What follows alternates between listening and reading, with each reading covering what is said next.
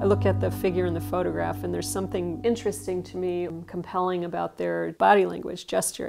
You know, even though they're strangers, they're very familiar. And I've had lots of people come up and say, that little girl in that painting looks like me when I was a little girl, or my grandmother.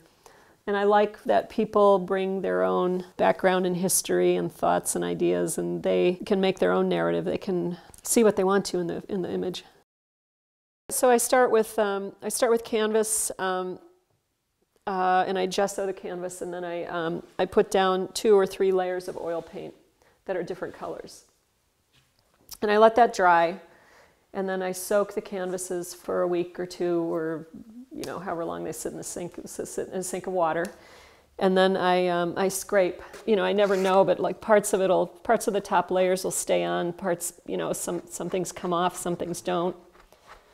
So I never know exactly what I'm going to get. These are scraped and ready to go, and I've got you know, an inventory of canvases in the back that I can pull out when I'm ready to work. What I do is I'll get old photo albums and I'll take them apart. I'll put them into categories, like this is girls, little girls, and it's easier for me when I need, when I'm thinking of a painting and I want a picture of a little girl, I can just go to this file and look, rather than looking through albums and albums and albums. Generally what I do is I'll scan them, and then I can blow them up to a size that I can work with more easily and print them on just a cardstock paper. These are some photographs that I've printed on the cardstock, and these are some that I'd like to work with this winter. I saw this picture and it's like, that's a painting.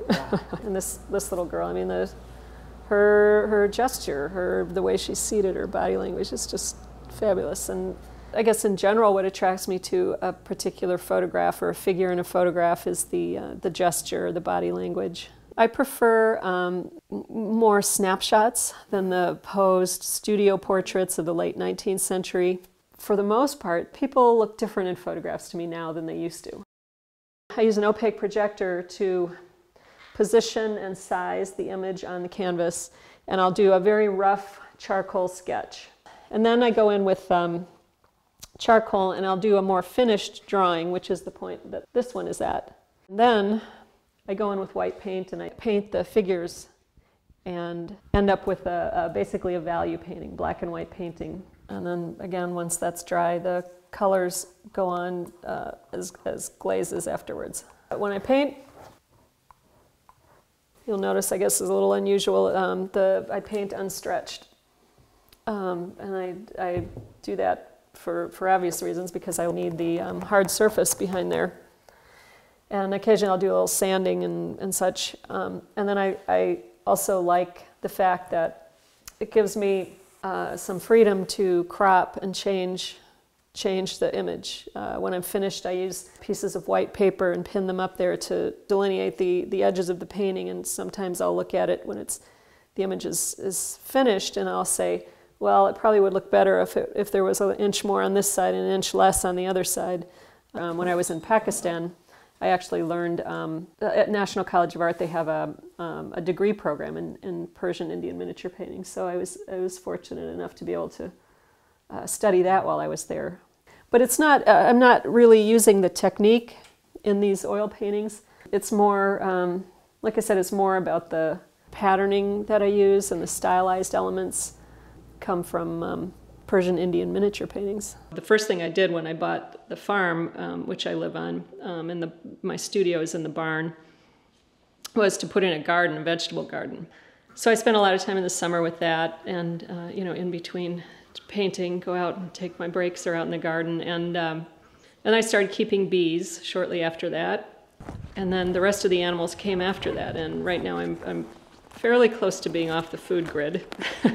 I have chickens, ducks, geese, dairy goats, and meat rabbits. A few years ago, I took a workshop in encaustic painting. I've always been interested in work that has a lot of texture and kind of an interesting surface. Encaustics, I took a workshop and then experimented for a few years, trying to find my way with the medium. Kind of come to a way of painting that I think works well with my imagery. And it's kind of fun to do the two different mediums. Living in Door County, it doesn't really affect my work in a very specific direct way, but more in an indirect way. It's just the place that I'm living sort of enables me to focus and to make the work. I think if I was living in a big city, there might be too many distractions.